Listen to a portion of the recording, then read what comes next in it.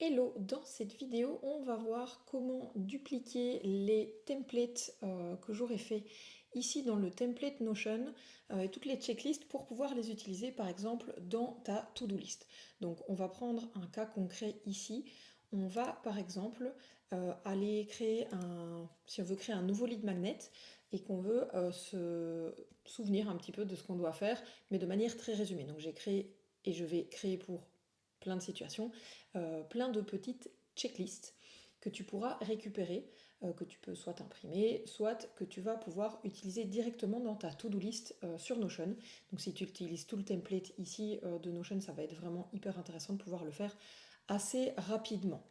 Donc, l'idée c'est que tous les checklists de cette manière-là vont être mises toujours au même endroit. Donc, à la limite, même si tu as déjà le template, tu ne devras pas refaire tout le template ici pour ne pas que ce soit trop compliqué et de réintégrer tout. Donc, on va aller voir si le template n'a pas encore été dupliqué à ce moment-là. Les checklists seront déjà dedans. Par contre, si tu as déjà fait télécharger le template et dupliqué chez toi, je vais te montrer du coup comment tu vas pouvoir les ajouter directement dans ta base de données. Donc on va aller dans ressources et on va aller dans prompt et template ici. Ouais, hop. Et donc on a tous les prompts, tous ceux qui sont au point. Dans tous les cas, les deux ici étaient au point. Donc, on va aller dans la checklist, créer un nouveau lead magnet. On voit que c'est une checklist qu'on peut utiliser dans Notion par exemple. On va aller l'ouvrir. Et ça, ici, quand tu seras sur ton ordinateur, il y aura un petit bouton dupliquer au-dessus à droite, parce que là, moi, je suis dans mon template, mais tu auras un petit bouton dupliquer. Tu vas pouvoir le dupliquer. Une fois qu'il sera dupliqué dans ton espace, tu vas pouvoir ici faire les trois petits points et mettre move to ou déplacer. Et donc là, tu vas retrouver chez toi prompt et template. Donc en fait, tu tapes prompt et template. En l'occurrence, c'est celui-ci, il y est déjà, donc ça ne va rien changer, il va être au même endroit. Mais donc, il faudra que tu vois ici dans les breadcrumbs, donc dans le fil d'Ariane, qu'il est bien dans prompt et template et qu'il est bien arrivé au bon endroit. Une fois que ça c'est fait, tu vas avoir ici à chaque fois l'objectif du prompt, les instructions pour l'adapter, et moi je te l'ai fait sous forme de bouton. Alors tu n'es pas obligé de le garder comme ça, et tu pourrais très bien le faire autrement. Donc le bouton, en fait, c'est simplement, il dit quand le bouton est cliqué, voilà ce qu'il faut faire. Moi j'ai créé une page, si jamais tu ne voulais pas la voir ici, tu peux juste la déplacer et la dupliquer à partir de là. Mais je trouve que c'est beaucoup plus simple de le faire comme ça. Donc on va pas tout casser, et on va faire créer une nouvelle checklist. Boum, directement, il l'a créé ici, d'accord. On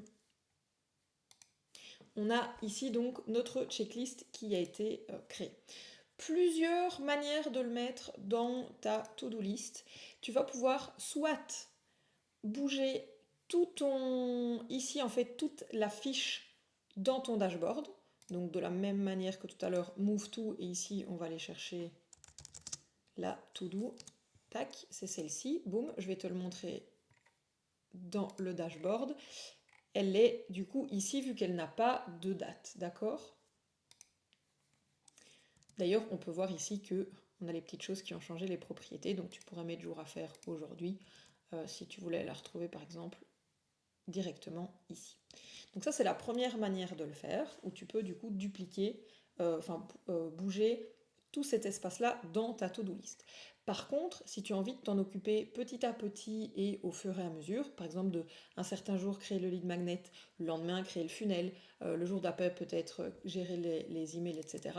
Ce que tu peux faire, ce que j'ai fait, c'est que je les ai mis de façon à ce qu'il y ait bien comment on dit, il y a une structure, donc on a vraiment à chaque fois le titre général avec les choses à faire. Et en fait, ce que tu peux faire, tac, c'est les bouger, donc les sélectionner et les bouger, d'accord. En gros, ce que ça va faire, c'est que, étant donné que ça c'est le principal et que ceci ce sont des sous-tâches, on voit que donc les carrés bleus, il y en a 5, 1, 2, 3, 4 et 5.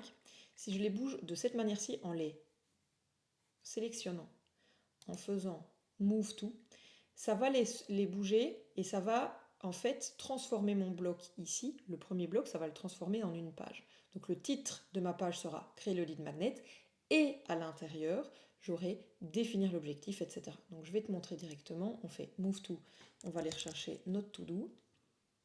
On va le faire, hop, et on va revenir ici. Et on va voir que du coup, ça nous a fait créer l'automatisation et les emails du lead magnet. Donc on va pouvoir lui mettre par exemple, ça ce sera là. Bah, créer le lead magnet, c'est ce qu'il faut faire en premier, donc on va le faire aujourd'hui. Alors évidemment, dans ce cas-ci, ça a enlevé cette page-ci, mais dans laquelle il n'y a plus rien. Donc c'est une tâche que tu vas pouvoir supprimer, parce qu'il n'y aura plus rien dedans, c'est celle-ci, pardon. Donc tu vas pouvoir te dire gérer les emails, je vais mettre là, créer le funnel, ta. On va le faire comme ça plutôt, tac, tac, tac. Voilà, ça ce sera les deux manières que tu peux utiliser. Et donc tu peux à chaque fois revenir ici dans le template, dans la checklist, et faire créer une nouvelle checklist. Et donc tu vas pouvoir l'ouvrir et donc décider de est-ce que tu bouges toute ta page ou est-ce que tu bouges bloc par bloc.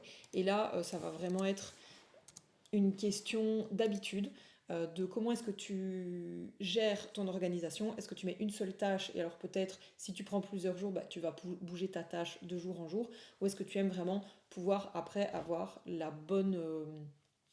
ce que tu dois faire exactement au jour le jour pour pouvoir faire ça. J'espère que ça t'aura bien aidé du coup pour pouvoir utiliser tous les templates, les checklists dans ton espace Notion.